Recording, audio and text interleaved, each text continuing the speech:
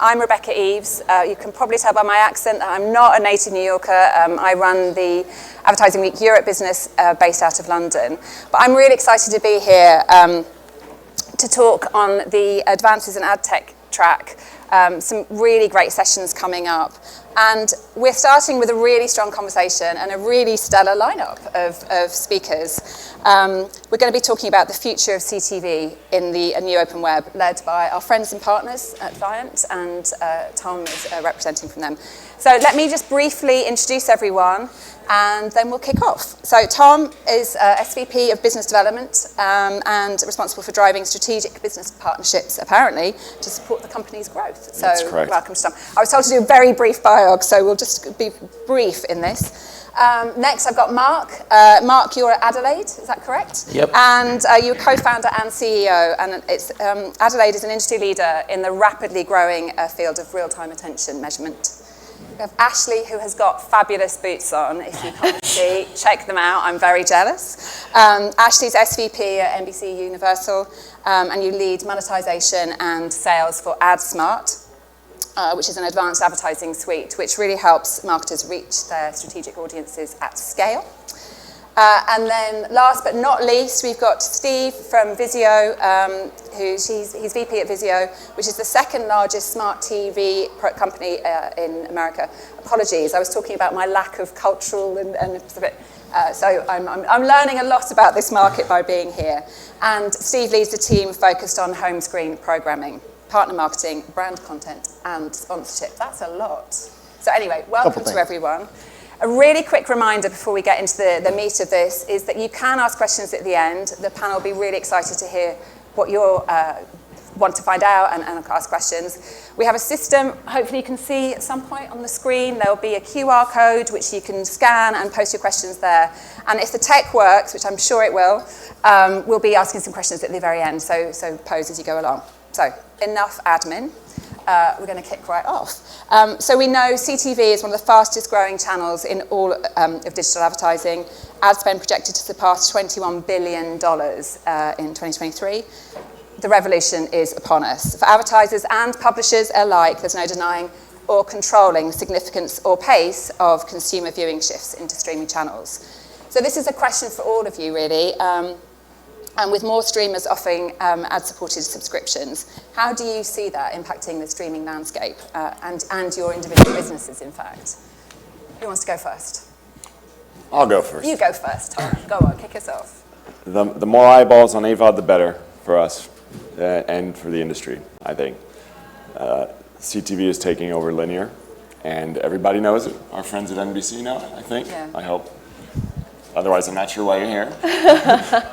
So we know that the dollars are coming. Of the $21 billion you mentioned in the upfronts this year, about $8 billion went to CTV. So $8 billion out of the $19 billion this year, about 42%. But the viewership's at 48% on CTV. So it's got to start shifting and fast. And personally, I think it's going to change much more rapidly than the industry thinks. So catching up. So Netflix, Disney, everybody that's getting into ad-supported needs to be there, and I think they know that. Yeah. It's a lot of money. Yeah, I mean, picking up on what Tom said and just reflecting a little bit on our journey. So we actually launched Peacock as an AVOD in the spring or early summer of 2020.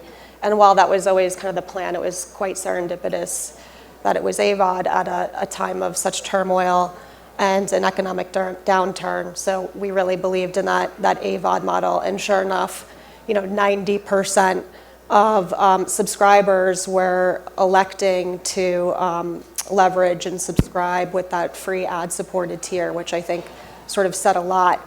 But that being said, we hit 5-year milestones in 2 years. And so when you do that, you have to start thinking about how you're going to create additional value and maximize value for your premium tier. And so what we did was accelerate our strategic investments in content. So about $3 billion in the near term. It'll be $5 billion of investment in content shortly here. And so what does that really mean? It means next day viewing. It means pulling your content off of Hulu. It means investing in originals like Bel Air. It means huge investments in live sports, WWE, Big Ten, Sunday Night Football, Major League Baseball, Notre Dame, I could go on and on. really playing with windowing of day and date releases with films as well. And so you're creating this premium experience because you have to pivot to create that value to then bring people into the SVOD model. So I think what you're ultimately going to see is this hybrid of AVOD, SVOD. I think you need a little bit of both. But we are seeing stagnation in SVOD. So if you look at things like Netflix, for every 100 subs, Netflix signs up 138 churn out. Even Stranger Things, which is sort of their biggest hit, the week of where there was the most amount of content consumed of Stranger Things, they lost 1.2 million subs. So there's a lot of churn going on in the SVOD space, and a lot of sort of jumping in and out of services to chase specific shows. That's not sub growth. That's just sort of swap in and out. So I think we're in sort of a subscriber recession. I do think you need to have both, but I think the last thing that this inspires as a question for all of us is video enough, right? That notion of binging a show on a single service, but not creating that utility of this sort of return back trip to the platform is a problem. And it's something that the live sort of content can fill as a gap. So really interesting, but we believe in sort of the hybrid. Mark, what's happening with you and in this world? So we actually just started covering or measuring CTV through a partnership with TVision. We're working with Viant to launch that pretty soon. But I think on a more macro level, I always think back to the Mary Meeker slide that shows the difference between time spent in mediums and percentage of ad dollars share. And in CTV, it's way out of whack, right? There's way more time spent. There's way more attention spent to CTV than the dollars spent would indicate. So lots of room for growth. Sure. And Steve, how about you? Yeah, so we see it from a kind of a broader view because, you know, the home screen essentially, or the TV itself, is kind of the gateway into all these different services. And so to Mark's point, if you think about time spent across the board, continues to grow. And I think the amount of choice that's out there right now, specifically around some of the live programming, I think probably shocked a lot of people just how fast, no pun intended, the fast services are growing. But clearly that's becoming that replacement for live TV. And so I think we'll continue to see that growth coming, and obviously the dollars will continue to follow it. So you touched on it, and I think that the word is incremental. So CTV seems to be viewed as incremental. When will advertisers stop doing that? And what needs to happen in order for them to do that? They should do it today. No, they're not. And not to be too controversial about it. Part of the reason we're excited about our sponsorship with Adelaide is to see how things move forward. When you look at the time spent metrics, people are practically spending 24 hours a day with media. And we don't necessarily know what the numbers or attention looks like when someone's got their phone and the TV on the screen. What works for Viant is that we are delivering ads programmatically and digitally, right? So we can go across the different screens based on our particular strengths, of course. But the money's got to flow more into digital first, right? And omni-channel planning. So connected television's changing. As a longtime TV guy, I lament the days where you used to run an ad, and 10 years later when you needed a Volkswagen, you had great brand awareness because you've been watching the ads for years. Those days are dying, and it's hard for us old people to accept at times. But we have to. And the promise of the digital delivery of ads on CTV is so high because of the way it works with the other platforms. And it's coming, again, very, very fast. So I'm a believer that we should move it all over. Because you can hit every American now on digital platforms, including CTV. Or something like 94%, I think, was reported last week. You can hit almost everybody today. So why is that not happening right now? Because sports and news are very timely. And what's interesting, I was thinking about this on the way in, Amazon has Thursday Night Football, and when you looked at the schedule, you probably thought, these are horrible games, no one's going to watch it. But now everybody's watching because they want to see Al Michaels rip into the teams because they're so bad. And it's exciting, and it brings people into the digitally delivered world. Yeah. And it's just going to happen faster and faster. And I don't believe COVID accelerated it. I was working at Roku at the time. We already saw the trends. Yeah. People are moving over fast. So Anyone else want to jump in here with a Yeah, I mean, I think ultimately, just from my vantage point, I think the change is going to have to start on the supply side. If we stop selling media in ways that don't serve the marketer, the buy side, the sell side, then they can't buy it that way. Nobody, on the buy side will look you in the eye and say, we believe 18 to 49 is the best way to buy media, but it's easy. And it's a way to reach consumers en masse broadly at scale. And so I think that's a part of it, right? So if we stop selling it in ways that don't serve anybody, then I think the change comes, number one. Number two, I think when we start to make buying connected TV easier, it's pretty fragmented.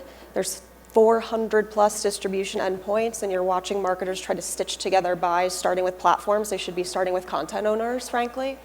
I think the third thing that can help change the paradigm is if we stop comparing to a broken measurement model, we're collectively letting perfect get in the way of very good. If you're still trying to kind of shoehorn connected TV and audience impressions into GRP replacement, it's going to be the long road home. And I think on the supply side, I will say, sort of proud of the steps we've taken. So for us, it hasn't been incremental. It's just been part of a total video strategy here for a number of years. So we have a business platform that we call One Platform. One Platform is nothing more than the acknowledgement that we shouldn't continue to buy and sell media in ways that don't serve anyone and that don't really reflect where consumption actually happens. And so, I think it's just about sort of rallying around breaking down these silos between screens because consumers have no concept of what's on the glass through linear versus what's on the glass through connected TV. But I think, we've got to sort of take steps and test and learn our way the rest of the way there. Otherwise, we're going to keep waiting for the perfect measurement solution, and it's going to be slow going. No, it's interesting. It's challenging to measure digital delivery with traditional television because the systems are so different. The data is extremely different.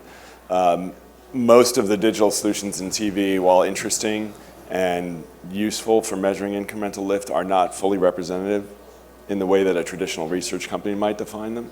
So there is a lot of work to be done. And to Ashley's point, if we wait for it to be perfect, by then everyone will have left linear. Yeah. Right? So look, we as a company, Viant believes in linear. We have interesting partnerships with Beachfront and Dish Network, and we want to be there for the advertisers that need it.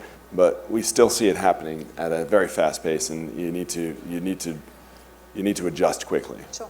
Yeah, to that measurement. Go ahead.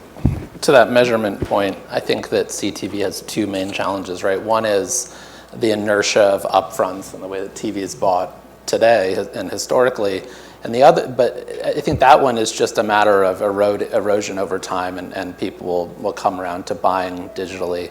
The bigger challenge I think that CTV faces is being compared to the normal digital impressions, right? And so impressions are so cheap online today, and there's so many of them, and they are nowhere near the quality that CTV is. So it's really about understanding that not all impressions are the same, and that CTV is of a higher quality and it gets more attention and it should command a higher price. That's an interesting point. I just wanted to move on to interactive programming, and obviously that's a really clear indicator, my speech is not clear, about how people are going to engage with programming. So it also gives you a sense of how they're going to engage with e-commerce. It'd be great if you could talk a bit to how you've approached this type of programming and what you've got out of it. Sure. So we, to date, I would say we've already started with, if you think about the home screen in general, right, that whole experience is programmed, combination of leveraging viewership data, but also just a little bit of gut and feel. And those experiences, I think, are kind of step one into interactive programming, right? You're already going on there, making a decision about what you want. You can take it a step further, which we've done with different experiences, like for Halloween, for example, right? We have a collection up there right now that whether you're sitting down with family, you can find all the kids' programming, or if you're with friends and you want to watch, Saw or something, you can find that too. So that's kind of step one, right? Once the user jumps in and starts to actually experience programming in a slightly different way, that's kind of the gateway into where you can go next, and advertising follows that, right? We have ad experiences that live inside these environments, which are interactive as well. So it's just thinking about it from the customer perspective of how are they going to use the programming, and then you can start to layer on more interactivity. Great. And talking of interactive programming, we've touched when we spoke before about bidding wars around live events and live TV, and you talked about Thursday Night Football. What do you think the impact is going to be on bidding wars, and what kind of additional monetization will distributors need to justify the expense, particularly when there are fewer ads being broadcast? I don't know who wants to jump in here. Yeah, I'll jump on that one. So I would just say that the bidding wars and the streaming wars over live sports are just driving rights fees up overall. So the leagues are sort of laughing all the way to the bank a bit here. And I would say in terms of monetization models, still so much of live sports is linear pass-through. So you really will just see that impact that you're talking about on VOD. And I think a key here is just to have a really robust, thoughtful, programmatic sort of strategy so that you can start to take advantage of spikes in capacity for double overtime games or things where you can really monetize an audience that is coming to the table that you perhaps didn't forecast for. So we're really excited about the live opportunity, both in general. We've obviously made huge investments there. We think that that's going to be a huge draw, to the point I made earlier about utility to Peacock. And then I think, it'll be interesting. So Amazon, I believe the stat was that they signed up more subs during the first Thursday Night Football game than ever in their history, more than Prime Day or Cyber Monday or any of that stuff. That said, I think there's work to be done in terms of the stream quality, the ad experience, and ad quality. It's a bigger beast than one would imagine. I'm sure everybody will figure it out, but I think there's something to be said for experience with live sports. Yeah. Can I ask? You look like you're ready to jump in. Go on. So you may not be able to answer this, but in those overtime situations, do you expect to be able to sell those ads programmatically, or will you give them to the advertisers that bought into them? A little bit of both. We do monetize live stream. If anything, I think it's so nascent on the buy side, on the DSP side. Many DSPs will being able to take advantage of those spikes and surges in capacity. So it's very nascent. We're game, no pun intended. But we'll see. And it's a little bit of both, to your point. I just wanted to shift then to the ad tech side of things, and I'm definitely in my dark zone here, so please forgive me. So we're, cookieless world is on the horizon. Obviously, CTV doesn't support third-party cookies. What are your observations, really, on how the industry is evolving with new solutions as we all march into this world? You look like you're ready to go. Sure. Yeah. So I think in CTV, IP address is just as good as a cookie in most cases. But the whole sort of demise of the cookie is forcing advertisers to take a closer look at their measurement stack, and I think that's for the better. It's helping companies like ours to provide data around the quality of different types of reach. But I don't think that that IP address targeting will be around forever. There's, I bet if Apple ever comes out with a TV, they'll be rotating IP addresses or putting things through a VPN. So I don't think that attribution, at least sort of at a census level, has a long shelf life. Maybe an inside of a panel is a better place for it to be in the long term, but I think the privacy movement and then eventually the national security movement, which will clamp down a little bit tighter on the bid stream, will prevent attribution from operating at scale in the future. When I was at Roku, we viewed IP address as private information, believe it or not. And so at Viant, we've been cookieless for several years. We've seen this happen. I think something like, John, correct me if I'm wrong, 67% of the requests that come through are cookieless. So it's here and people are making a transition. When Google finally does move off, it'll be great for everybody. In order to solve that problem, you need to have a graph that's built on multiple identifiers. Right? And so we see a lot of people look to email for solutions. That can be challenging as well. You mentioned Apple, and I believe they were doing something where they're rotating email addresses when you They're hiding IP. So it's a complex problem, but the more identifiers you have, whether it be email address, physical address, IP could be part of it, whatever deterministic or probabilistic identifiers you can use, you'll fashion the best solution over time. And we've been working on that for a while. Yeah, great. that better? We touched on measurement briefly, and I think, you know, with new forms of engagement for audiences, we need to move on measurement. And I think it'd be really interesting to get a point of view from all of you now on CTV management and what you are doing and what you want to be doing in the future. So on our front, obviously we have our viewership data, ACR data, which is pretty powerful. But I think that the other thing we see a lot of, particularly when, and I'll tie this specifically to some ad campaigns, there's a lot of interest lately in context around types of campaigns, and I think obviously it's in part to the cookie issue, but context is interesting from our perspective too, because we do sit across all of the partners. It's context, I think, from an advertising perspective becomes more interesting because you can hit on so many different types of content partners. And so when we think about the metrics behind that, specifically coming off of like a sponsorship on the home screen, there's a lot of interesting metrics outside of what our ACR can provide on the SmartCast level, or our home screen level data, which is, you know, where are people clicking, where are they coming from, where are they going, and how much time are they spending in these different environments. We always talk about search and discovery is first and foremost of importance, and we think we do a really good job of getting viewers into content. But that's an interesting metric too. How much time is somebody actually spending in a specific service looking for a show? I mean, we've all done that, right? Where you turn something on and you kind of navigate through, versus when we get them on the home screen, we can drive them into environments much faster because we have an idea of context and viewership trends. Ashley, do you want to jump in? Sure. So I'll marry the former question with this one as well, and I'll just say, now that we have this sort of direct-to-consumer relationship vis-a-vis Peacock, we're able to collect data for deterministic matching to logged-in users or subs, which, you know, we'd never had previously. And so it sets us up really well for this sort of cookieless future. And on the measurement side, you know, the reality is part of everything we're doing on the data front is to connect so that we know that the person watching Real Housewives of Dubai is the same person buying a movie ticket on Fandango, which is the same person who took their kid to Universal Parks last weekend.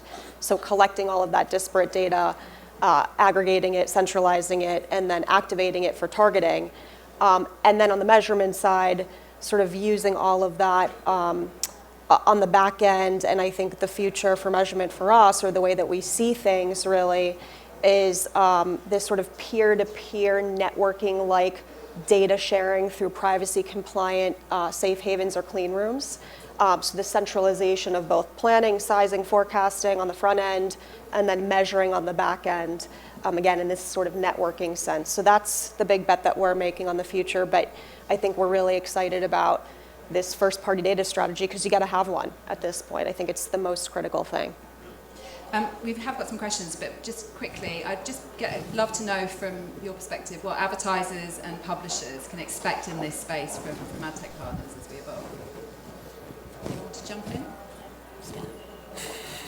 So I'm not the ad tech guru at Vizio, so I'm going to defer to you guys on this. I'm more on the engagement and entertainment side. Closer relationships. So supply path optimization is a sort of a hot button topic. And a lot of the publishers are looking to have closer relationships with us and other DSPs, and we expect that will continue. We don't necessarily know how it will manifest at this point, but we see more intertwined relationships that are complementary to some of the existing ad tech partners in the space. You know, we're not looking to necessarily replace anybody, but rather add to what the offerings are. So Ashley mentioned first-party data. There's a lot of solutions that DSPs and publishers can work on together, for example. We're pretty excited about that. So. Great, thank you. And thank you to whoever made the font size big enough that I can actually read this question, which is really helpful, thank you. So from the audience, why start with content with programmatic purchasing allows you to control reach and frequency so much more closely? Yeah, I'll take that. I think that was in reference to something I said. So that's not a mutually exclusive choice. I lead programmatic, so there's nobody who's more in your camp than me. I think the point is, if you buy through the publisher or the content owner, trust them to distribute to all of their endpoints, and then absolutely go into your DSP and buy for cross-publisher frequency management. I think what we're saying is don't try to stitch together a buy platform by platform from the bottoms up, because you'll just never quite get there. Start with the content owner, let them distribute on all of their endpoints, and then use your DSP to buy the media and control for that frequency. And don't let the platforms commoditize the value of content. A cat video is not the same as the Olympics. And while beauty is in the eye of the beholder, I think there's certain distinctions that we've got to make around responsible programmatic buying that still value culture, connection, content. There's no surrogate for strong IP. So marry the best of both worlds, and let's not sort of recreate the perils of display, right, from ages old. Bring those two things together, use platforms in a responsible way, and think about the content that you're buying. Thank you. I hope that answers your question, Jessica. If we have any more questions, do post them. But I guess it's a chance to look to the future now. I know you've touched on it, Tom. So what's coming up in the next 5 years? I'm going to start with you. Yeah, so I'll start by saying that I can't speculate too much because we're publicly traded. So it's part of the future we have to kind of leave to that. But what I will say is a lot of what our CEO talks about, and he's been talking about this for 20 years of making TVs, is having the ability to control the hardware and the software gives you a major advantage in terms of delivering innovation, new product solutions. And so for us, that's a huge focus and he's been building, TVs for 20 years now, with the intention of making sure that this is set up for what's coming in the future. So we're excited about all the innovation and potential there. Thank you.